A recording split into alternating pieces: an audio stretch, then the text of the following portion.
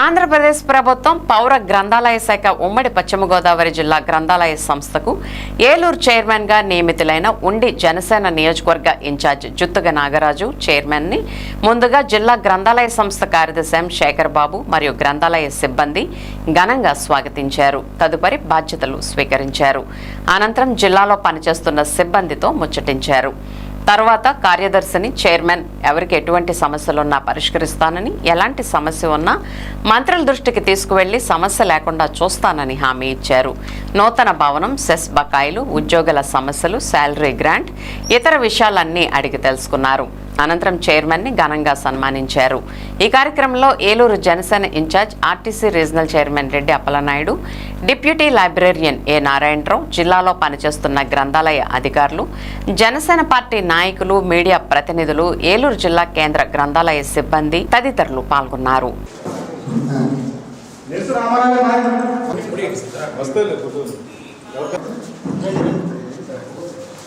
Okay sir.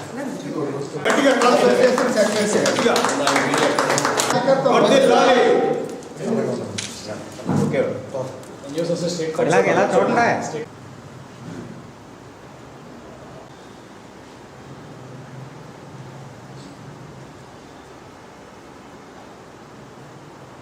Cess ఒకటి జమ అవ్వట్లేదు. అది ఏలూరు శాసనసభ్యుల దృష్టికి కూడా తీసుకెళ్ళాం. గ్రంథాలయ సంస్థకు నూతనంగా చైర్మన్ గా కూడా వచ్చినట్టు అనుకున్నాను.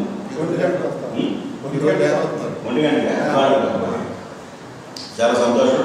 వారికి కూడా మరి మేము ఈసారి వచ్చినప్పుడు ఖచ్చితంగా గ్రంథాలయ సంస్థ చైర్మన్ గారు కూడా మన అసోసియేషన్తో కలిసి మనం రిప్రజెంటేషన్ ఇద్దామని తెలియజేసుకుంటూ, మరి నాకు వేరే ప్రోగ్రామ్స్ ఉన్నాయి, అందుకని దయచేసి నన్ను ఈ ప్రోగ్రామ్ నుంచి కొద్దిగా తొందరగా డిలీట్ చేసి పంపిస్తే నేను అక్కడికి వెళ్ళాలి. మీకు రాజులు మార్గ మధ్యంలో ఉండాలి, అక్కడ ప్రోగ్రామ్ ఉన్నాను.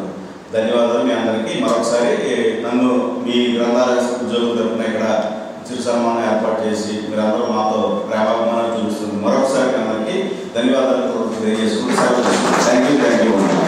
దీంతో పాటు ప్రభుత్వం వెంటనే చర్యలు తీసుకుని గ్రంథాలయ సంస్థగా వాస్తవ రూపంలో వసూలు చేసిన సెస్ కూడా ఎప్పుడో రిలీజ్ చేసి ఉంటే తప్ప మీకు ఈ సమస్య పరిష్కారం రాదు. ముఖ్యంగా 101 శాలరీ జరిగితే సకాలం ఉంది. ఈ కార్యక్రమాన్ని మమ్మల్ని ఇన్వైట్ చేసేందుకు అలిగారికి వస్తుంది. అలిగారి మాతో కూడా చాలా బాగా చేస్తారు. లాస్ట్ టైం కూడా అలిగారి సెక్రటరీ కదండి, అలిగారి సెక్రటరీ ఆయన టీచర్ ఉద్యోగం అలిగారు రాంబాబు గారికి మరియు వారి మీ అందరి కార్యక్రమం ఒకసారి ధన్యవాదాలు తెలియజేస్తాం. థ్యాంక్ యూ అన్నారు. తప్పనిసరిగా మనకు అనుకున్నటువంటి ఇప్పుడు శ్రీనివాస్ గారు చెప్పి కానీ, రామరావు చెప్పి కానీ, తర్వాత మన ఇక్కడ రథసారమైనటువంటి గ్రంథాలయ శాఖ నాయకులు కానీ మీ యొక్క మనసులో ఉన్న కోరికలు అన్నీ కూడా సాధనకి పాసిబిలిటీ అవుతుందని చెప్తాను. Thank you to all. ఈ అవకాశం ఇచ్చిన మీ అందరికీ కూడా కృతజ్ఞతలు తెలియజేస్తాం. మనం సానుకూలంగా డైరెక్ట్గా దృష్టికి తీసుకెళ్ళి చేసుకున్నాం. ఇంకా ఇతర సమస్యలు ఇంకా ఏమన్నా ఉన్నా కానీ సంస్థ క్షేమంగా వస్తున్నారు. అలాగే కార్యదర్శి కూడా ఉంటారు కాబట్టి మనం అన్నీ కూడా పరిష్కరించుకుంటాం. కనుక ముఖ్యంగా 01 పొద్దు ముందు సాధించాలని 26లో మీ అందరికీ అతిపెద్ద బలమైన సంఘం ఎన్జిఓస్ ఎప్పుడు కూడా వారు పిలుపునిస్తే మేము ప్రతి సంస్థకి అన్ని సంఘాల్లో కూడా ఒక ఏకదాటిపై వచ్చి వారి యొక్క పిలుపు మేరకు మేము దానిలో కూడా పాల్గొనడం జరిగింది.